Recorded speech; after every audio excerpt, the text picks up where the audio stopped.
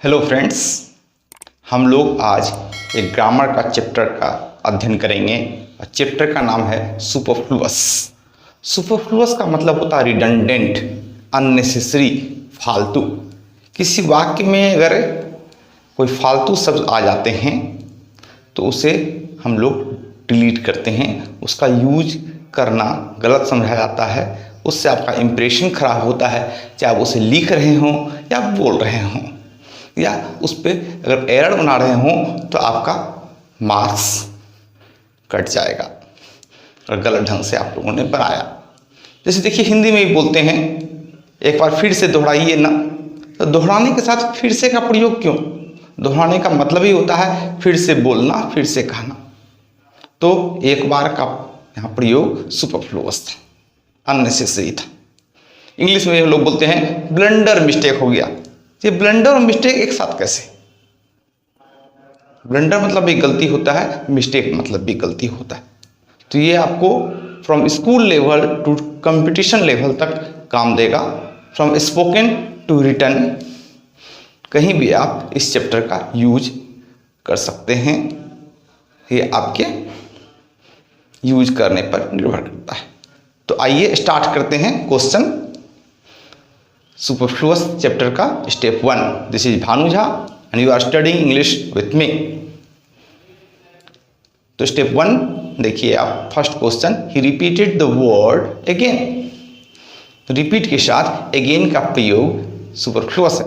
Again को omit करके आप सेंटेंस को सही करें। The warning was repeated again and again. तो रिपीट के साथ यहाँ अगेन का प्रयोग फिर सुपरफ्लुअस है। After divorce she decided to remarry again.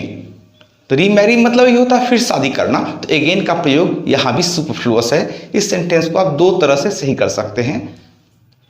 पहला तरीका देखिए, after divorce she decided to remarry, again को डिलीट किए, और after divorce she decided to marry again, इस बार री को डिलीट किए। री और अगेन का प्रयोग एक साथ नहीं हो सकता है। आते हैं अगले क्वेश्चन पे। After the lunch break we resume a work again.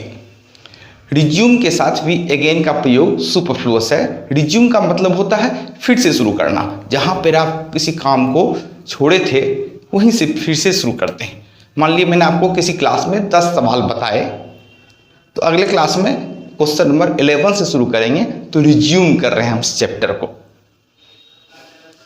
एक बात और समझिए, RESUME, रिज्यूम अगर वर्ब के रूप में यूज करते हैं, लेकिन जब इसका नाउन के रूप में यूज करते हैं तो इसका मीनिंग भी बदल जाता है और प्रोनाउंसिएशन भी बदल जाता है। तब आप इसे रिज्यूमे पढ़ेंगे और इसका मीनिंग होगा बायोडाटा। अब अक्सर लोगों को बोलते हुए सुनते होंगे, कैसे गया था रिज्यूम बनवाने। अरे भाई, रिज्यूम बनवाने नहीं, रिज्यूमे बनवाने गए थे आप, बायोडाटा बनवाने गए थे। तो आते हैं अगले क्वेश्चन पे। I have repaid back my loan. Repay मतलब था चुकाना। रिपे के साथ बैक का प्रयोग सुपरफ्लुअस है, बैक को ओमिट करें। अगले क्वेश्चन पे आते हैं। I often recall back my fond memory of childhood. Recall का मतलब होता है पुराने दिनों को स्मरण करना, स्मरण करना। तो रिकॉल के साथ बैक का प्रयोग सुपरफ्लुअस है। फॉन्ड का मतलब होता है प्यारा, प्यारी यादें, फॉन्ड मेमोरी। तो सही आंसर होगा I often recall my fond memory of childhood. मैं अक्सर अपने बचपन की प्यारी यादों को स्मरण में लाता हूँ। आते हैं अगले क्वेश्चन पे। Examination is approaching near. Approach का मतलब ये होता है नजदीक आना। तो अप्रोच के साथ नियर का प्रयोग सुपरफ्लुअस है। एग्जामिनेशन इज अप्रोचिंग, ये आपका सही आंसर होगा। तो ये आप स्टेप 1 सुपरफ्लुअस अध्ययन कर रहे थे। और आते हैं सुपरफ्लुअस चैप्टर का स्टेप 2। स्टेप वाइज मैं आपको बता रहा हूँ। कोशिश करूँगा हर ग्रामर चैप्टर को स्टेप वाइज बताएं ताकि आपका कॉन्सेप्शन क्लियर होता चले जाए स्टेप वाइज। आते हैं स्टेप 2 में, और पहला क्वेश्चन है, he revises he notes list it should have no mistake. या इसको ऐसे ही बोल सकते हैं, revises he notes list it should not have any mistake. तो इस सेंटेंस में नो और नॉट दोनों का प्रयोग गलत है, क्योंकि लेस्ट के साथ नॉट का प्रयोग नहीं होता है। लेस्ट का मतलब ही होता है जिससे कि नहीं, लेस्ट के साथ मॉडल वर्ब शुड का प्रयोग होता है। तो सही आंसर होगा आपका he revises he notes lest it should have any mistake. No और नॉट का प्रयोग लेस्ट के साथ नहीं करेंगे। स्टेप 2 में हम लोग कुछ ऐसे वर्ब्स, ऐसे कंजंक्शंस, ऐसे एडवर्ब्स का प्रयोग करते हैं, प्रयोग सीखते हैं जो खुद निगेटिव है और उनके साथ किसी और निगेटिव वर्ड का प्रयोग करना सुपरफ्लुअस हो जाएगा। उस निगेटिव वर्ड को जो इनके साथ आएंगे उन्हें आप डिलीट करके, ओमिट करके, हटाकर आप उन्हें सही कर सकते हैं।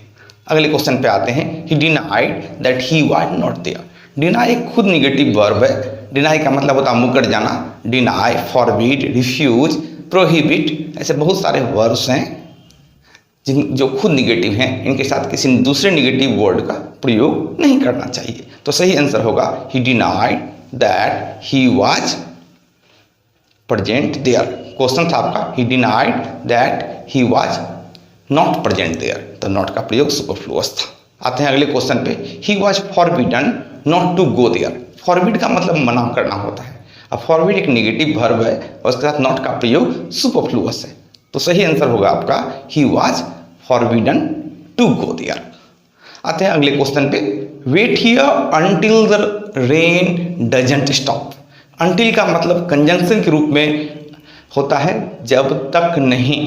अंटिल, टिल दोनों का मतलब कंजंक्शन के रूप में होता है जब तक नहीं, और अनलेस का भी मतलब होता है जब तक नहीं, लेकिन वो कंडीशन दिखलाता है, शर्त दिखलाता है। तो जिस क्लॉज में टिल, अनटिल, अनलेस हो उस क्लॉज में आप किसी निगेटिव वर्ड का प्रयोग नहीं करेंगे। तो सही आंसर होगा आपका wait here until the rain stops. Rain singular noun है तो सिंगुलर वर्ब स्टॉप्स का प्रयोग किए। आते हैं अगले क्वेश्चन पे। Rain has prevented us from not going there. Rain has prevented us from not going there. Prevent का मतलब होता है रोकना। प्रिवेंट खुद निगेटिव वर्ड है, तो यहाँ पर साफ साफ दिखाई दे रहा होगा आपको कि नॉट का प्रयोग सुपरफ्लुअस है। सही आंसर होगा rain has prevented us from going there. और स्टेप 2 का लास्ट क्वेश्चन देखिए आप। You don't hardly come on time. Hardly, barely, scarcely ये खुद निगेटिव एडवर्ब हैं। इनके साथ किसी निगेटिव वर्ड का प्रयोग नहीं करते हैं। तो सही आंसर होगा you hardly come on time. आइए हम लोग स्टेप 3 का अध्ययन करते हैं। तो स्टेप 3 में 5 रूल्स हैं, 1 बाय 1 देखते हैं। तो पहला 2 रूल्स जो है वो इंट्रोगेटिव सेंटेंस के इनडायरेक्ट नरेशन के बारे में। तो इंट्रोगेटिव सेंटेंसेस 2 तरह के होते हैं। यस नो इंट्रोगेटिव सेंटेंसेस जिसका आप हाँ नहीं में जवाब दे सकते हैं, और WH इंट्रोगेटिव सेंटेंसेस जिसका आप हाँ नहीं में जवाब नहीं दे सकते। जैसे I asked him do you know her. तो उसको अगर जवाब देना है तो वो हाँ या नहीं में जवाब दे सकता है। मैंने उससे पूछा कि क्या तुम उसे जानते हो, तो कहेगा हाँ जानता हूँ या नहीं जानता हूँ। इसी को यस नो इंट्रोगेटिव सेंटेंस कहते हैं। और जब इसका इनडायरेक्ट नरेशन बनाते हैं तो कॉमा और इन्वर्टेड कॉमा की जगह इफ या वेदर का प्रयोग करते हैं। और इफ वेदर के पहले अगर आप दैट आदि किसी अन्य कंजंक्शंस का प्रयोग करते हैं तो वो कंजंक्शन सुपरफ्लुअस हो जाता है। देखिएगा, I asked him that if he knew her। यहाँ that का प्रयोग सुपरफ्लुअस हो गया। उसी तरह WH इंट्रोगेटिव। WH इंट्रोगेटिव के इनडायरेक्ट नरेशन में हम WH वर्ड का ही प्रयोग करते हैं। और उस WH वर्ड के पहले अगर if, whether, that का प्रयोग कर दें तो वो सुपरफ्लुअस हो जाता है। जैसे देखिए आप, I asked him why he had come late। अब इस वाई के पहले अगर आप दैट, इफ या वेदर का प्रयोग करते हैं तो वो सुपरफ्लुअस हो जाएगा। जैसे देखिए, I asked him that why he had come late. तो दैट का प्रयोग सुपरफ्लुअस है। थर्ड रूल जो है स्टेप 3 में वो है कि कुछ ऐसे वर्ब्स हैं जिनके साथ अगर आप एज का प्रयोग करते हैं तो वो सुपरफ्लुअस हो जाता है, जैसे कॉल, कंसीडर आदि। आप स्क्रीन पे सारे वर्ड्स देख सकते हैं, जैसे he called me as an idiot, Mahatma Gandhi was called as the father of nation. तो दोनों सेंटेंसेस में एज का प्रयोग सुपरफ्लुअस। और रूल जो चौथा है वो कहता है कि कुछ कंजंक्शंस पेयर में आते हैं, जैसे आप जानते होंगे कि नाइदर के साथ नॉर, आइदर के साथ और, नॉट ओनली के साथ बट ऑल्सो।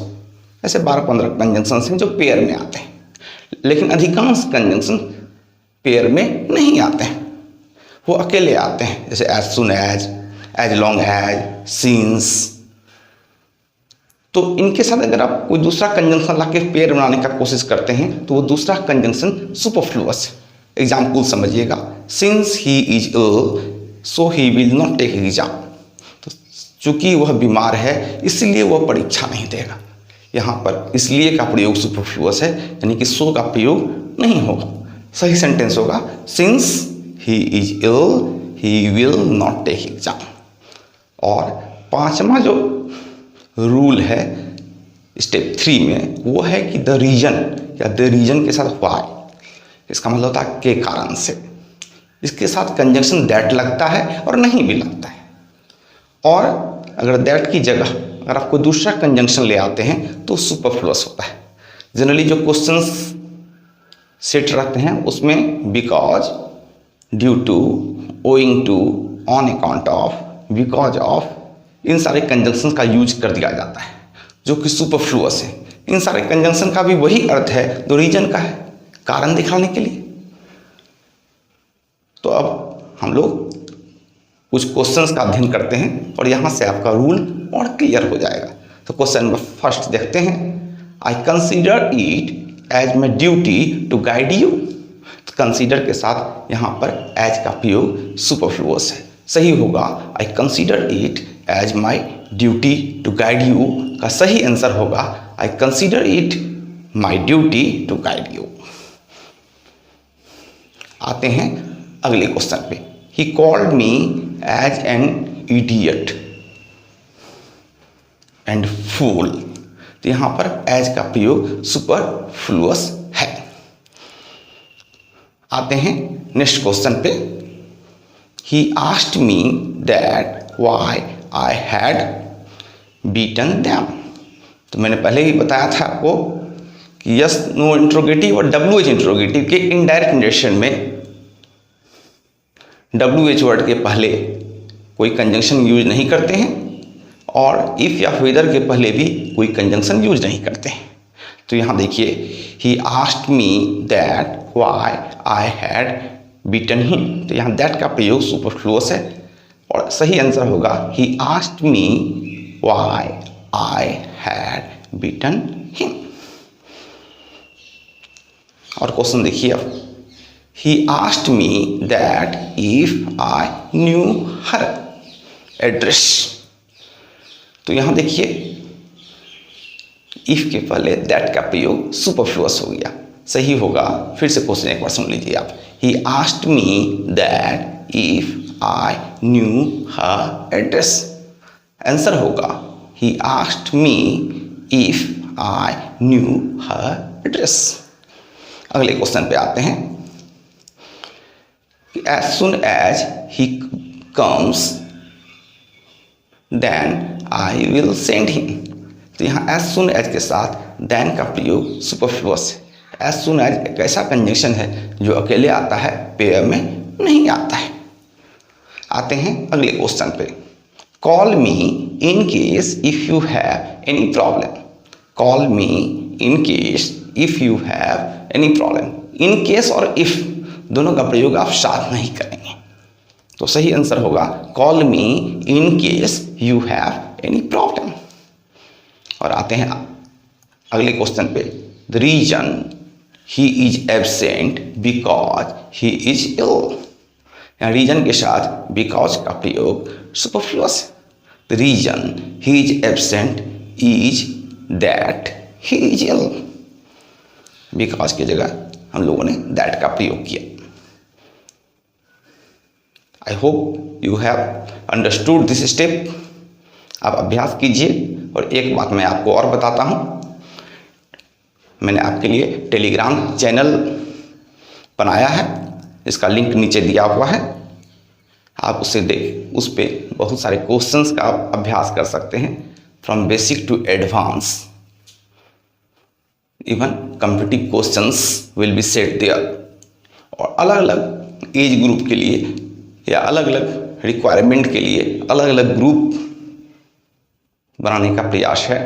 तो अभी आप अगर कंपटीशन का तैयारी करते हैं तो ये ग्रुप आपके लिए होगा। लिंक नीचे देखिएगा और अधिक से अधिक लोगों को जोड़िएगा।